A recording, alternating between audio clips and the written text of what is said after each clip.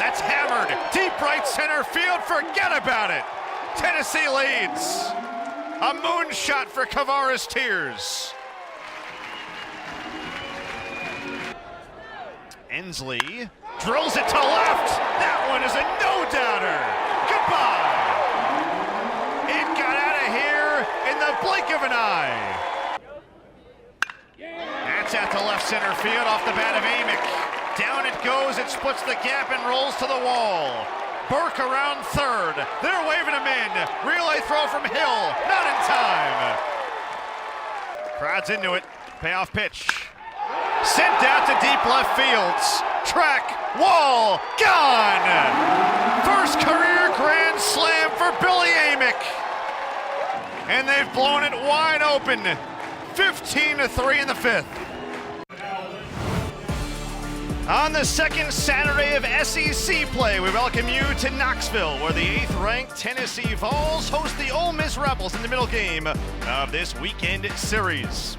Hello inside Lindsey Nelson Stadium with Coach Mo, Bobby Miranda, Jack Benjamin with you. We entered the weekend, Coach, talking about how prolific this Tennessee offense is. We may have undersold it. A 15-3 run rule win in game one, 5 more home runs. They've got 60 on the season. Power everywhere, up and down the lineup, 1 through 9. The 9-hole even had a home run yesterday. 5 home runs yesterday, 2 from one player. Incredible. 1 through 9. There is not an easy out in this lineup. We look back to game one of the series. 4 different Vols hit home runs, led by Christian Moore. 4th career multi-home run game for him. And that one is hammered. Absolutely clobbered over the scoreboard in right center field. We mentioned the power of Andrew Fisher.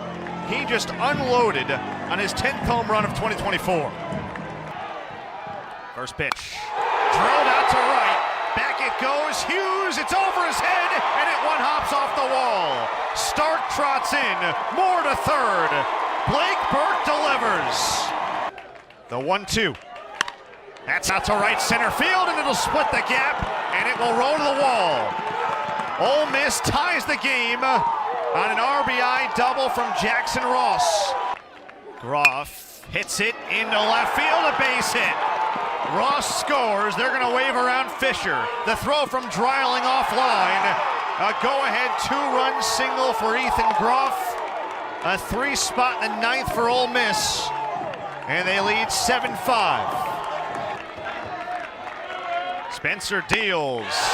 Cold strike 3 outside corner.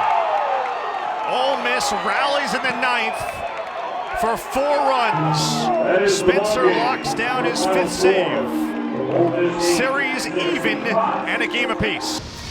Well, 3 more homers for the Vols on the series. They've got 9. Kavares Tears, a 2-run bomb. Christian Moore tacks on his 3rd of the weekend. And Dylan Dreiling, a 3-run blast as well. So the power-hitting Vols continue to do it. Back inside the booth with Coach Mo. Take us through it. So we talk about the L. The L is an L off of your body, tight to your body, and then down away in the strike zone. The ball is thrown on the L, you're in good position, right? But when the ball is thrown out here, out over the plate, up, the ball will go a long way. And that's what we've seen so far. You get balls in the jet stream to right field, up and out over the plate, balls can be backspin a long way. It's a good thing you didn't ask me to throw. I'm not sure my arm can hold up trying to pitch to you. It's interesting to think about the different ways where you got to locate, and especially the importance of locating on a day like today. 2 teams who can really hit for power, and look, Tennessee in their park, they know the wind's going to blow that way a good bit. Well, when you throw in and you throw in on the body and it gets there tight to the body, you're good. But when the ball gets out over the plate, it's a problem. Cannon Peebles takes low and in for ball 1. But I have learned a lot this weekend with you. It's been a blast. It's like a master class in the booth. How much do I owe you? Well, that's what happens when you're around the game for a long time, and we always want to learn, right? I mean, you're always learning a new thing all the time. It was great talking to the players and the coaches this weekend and learning things from them. Peebles takes outside. Second inning of relief for Wes Mendez. True freshman from Tampa came on and got the final couple outs of the third, relieving Saunier. Big hack by Peebles and fouled it back. So he is a switch hitter who flips over to the right-hand side now to face the lefty Mendez. You can see his numbers on the season. He's a little bit better hitting righties. It's about 282 versus 270 righties versus lefties. So pretty similar. You know, you talk about the game and learning. Been very blessed. Played for a Hall of Fame coach in college, right. Jim Ward, and then coached for 3 Hall of Famers as associate head coach in the ACC. So pretty awesome. When you have those guys every day in the office and you're sitting there talking, the best talks are on the bus. When you have the 7-hour, 10-hour bus ride. Used to be the 15-hour bus rides from Virginia to Florida State, stuff like that. You're sitting there talking baseball the whole time. And you're really learning a lot from, you know, guys that have been around the game all their life. Mike Bianco has been at it for 24 years at Ole Miss. We mentioned he's closing in on 1,000 wins. There's strike 3 called. Mendez gets his first punch out, 93 on the inside. And you watch, that's exactly what we talked about after the break right there. That ball is thrown perfectly on the L, tight to the body. That's a very, very difficult pitch to even keep fair if you barrel it. You'll see a lot of guys swing and barrel that, and they'll pull it foul. If they keep it fair, they'll jam themselves. Great pitch. You were talking about all the coaches who you've learned from and done a lot of winning, all the great times you've experienced in baseball. Mike Bianco got to the mountaintop again in 2022 with Ole Miss after doing it a bunch. We've talked about his background at LSU and playing and then coaching under Skip Bertman and championships they won when he was an assistant. And then you have a guy in Tony Vitello who, look, he's done a lot of winning too, but of course the one thing this program has not checked off is winning a national championship, and you figure they're closing in. They're not that far away from getting there. You got to get to Omaha first. They've done that consistently now over the last 3 years. You've got to be a little lucky, and when you get there, it's a whole new deal because you play, then you have a day off, then you play, then you have a day off, then you play. It's an interesting situation in Omaha. The more you're there, the better you get at it. 1-1, that's drilled out to left. Say goodbye to Curley again. Second home run of the weekend for him. The Vols just keep pouring it on. 10 home runs in the series. And they lead 8-3.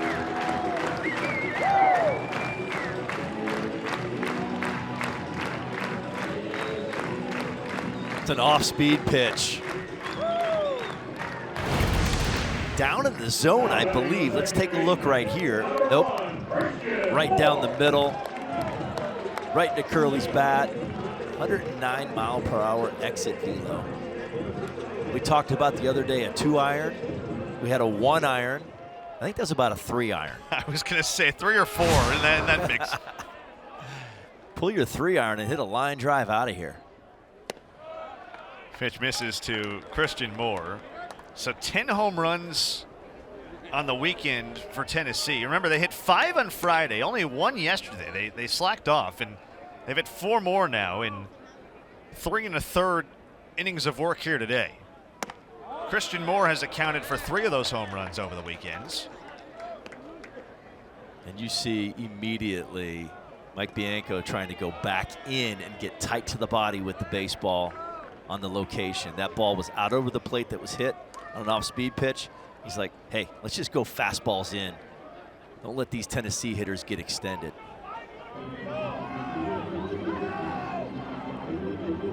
Time called at the plate and it was awarded. Every time a Tennessee hitter has gotten extended out over the plate, fastball, breaking ball, whatever it is, away from their body, outside that L that we talked about in the break. They've made the Ole Miss pitchers pay. 10 times so far this weekend. 10 times this weekend. The numbers are incredible. Tennessee has homered in all but 1 game this season. They are only behind Georgia in total home runs for the season. And they actually lead all Division I programs since 2021. They have hit 446 homers in that span. Pretty good. Everyone but Amick on that list has hit a homer this weekend. Christian Moore shoots one foul the opposite way. So he went deep to right his last time. We saw him go yard twice on Friday to left fields.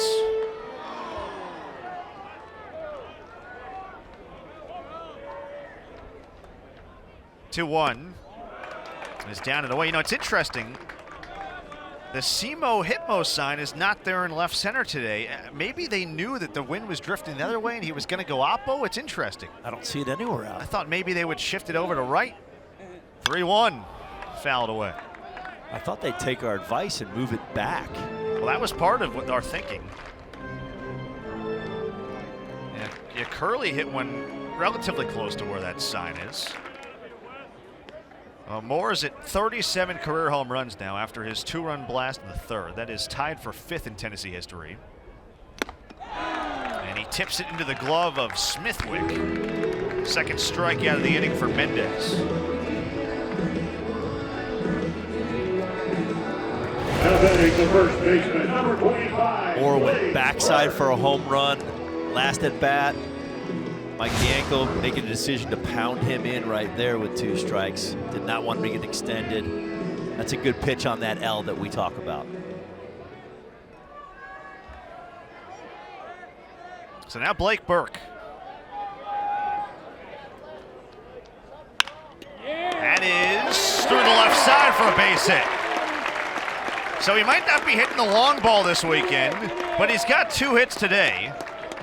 And he's got 4 hits in the series. It's a nice job going backside for a big left-handed hitter. He'll have a short swing to the backside and get on top. Just a real professional approach to hitting.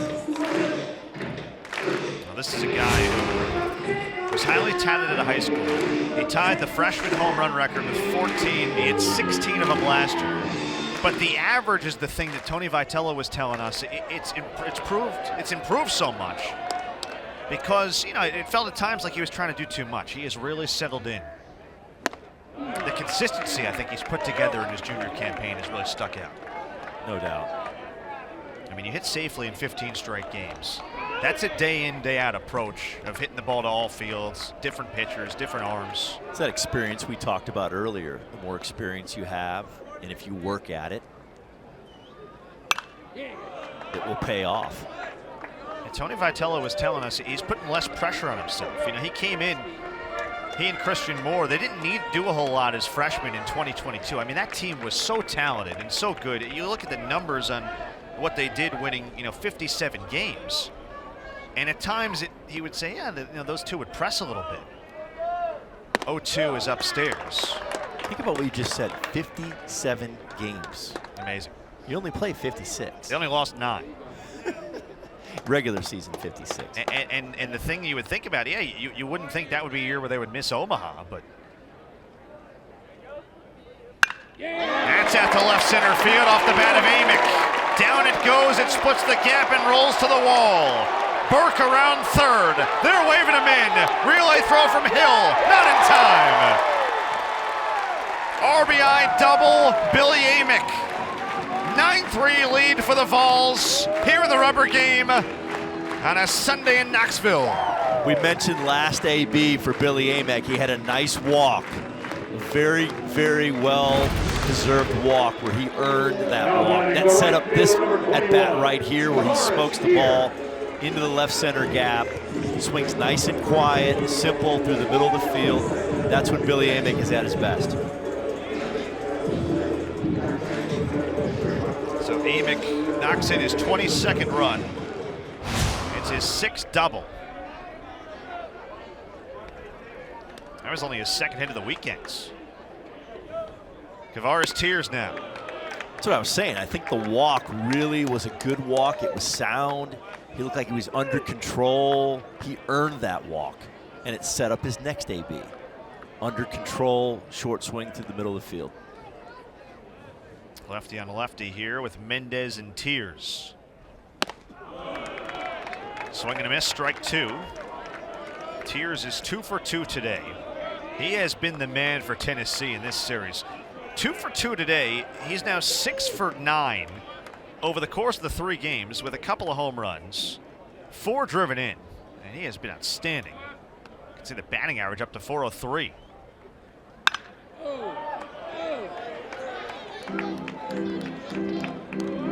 Again, a guy who only got to play in 29 games last year.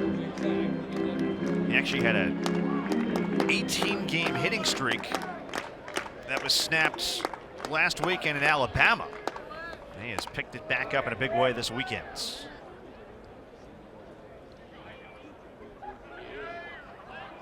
He's been fabulous this weekend.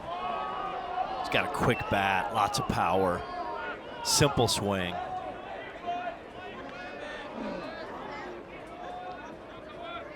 It was interesting. Tony Vitello was telling us, he might look a little smaller, but he's actually stronger. He's made a lot of 2-strike adjustments. Yeah. He pops that one up to left center fields. Groff drifts over and makes the catch. And the side is retired. But Tennessee continues to pour it on via the long ball. How about 10 homers in this series? The latest from Dean Curley. 9-3.